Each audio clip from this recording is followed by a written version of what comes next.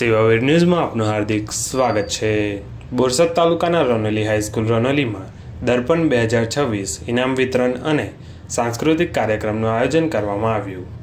કાર્યક્રમમાં તાલુકા પંચાયત પ્રમુખ શ્રી મિહિરભાઈ પટેલ, ફરમાનજા હર્બલ પ્રાઇવેટ લિમિટેડ કંપનીના quality control head Shri Hardikbhai અને HR મેનેજર શ્રી વિનીતભાઈ ઠક્કર અને રનોલી કેળવણી મંડળના પ્રમુખ સંજયભાઈ પટેલ, મંત્રી કૃણાલભાઈ પટેલ, સહમંત્રી નિલેશભાઈ પટેલ, શ્રી પુંદરીકભાઈ અને ગામના પ્રથમ નાગરિક શ્રી અતુલભાઈની ઉપસ્થિતિમાં દીપ પ્રાગટ્ય કરી કાર્યક્રમની શરૂઆત કરવામાં આવી। આખા વર્ષની વિદ્યાર્થીઓની મહેનત અને સિદ્ધિઓને બિરદાવવાનો સમય હતો। કુલ 64 વિદ્યાર્થીઓને શૈક્ષણિક સિદ્ધિમાં સફળતા બાબતે શિલ્ડ અને સર્ટિફિકેટ આપી સન્માનિત કરવામાં આવ્યા।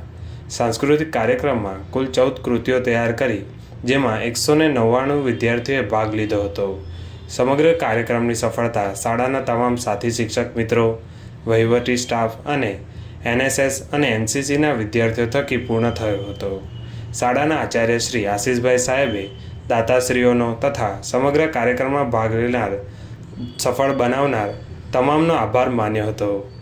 રિપોર્ટર ફારૂક મલેક।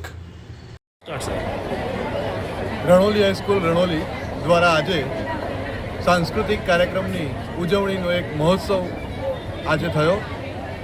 દર્પણ 2026 રણોલી કેળવણી મંડળના તમામ પદાધિકારીઓ, NRIશ્રીઓ અને મારા તમામ ગ્રામજનો દ્વારા આ કાર્યક્રમ સંપૂર્ણપણે આજે પૂર્ણ થયો અને આજે એની ઉજવણી થઈ।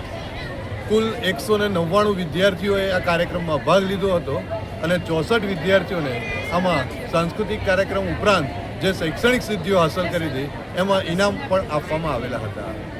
આ કાર્યક્રમની અંદર અમે જે કૃતિઓ રજૂ કરી તે ખરેખર વિદ્યાર્થીઓ અને મારા તમામ સાથી શિક્ષક મિત્રોની મહેનત, લગન અને જે કોઈ સિદ્ધિઓ હતી એને ધ્યાનમાં રાખીને કરવામાં આવેલો હતો।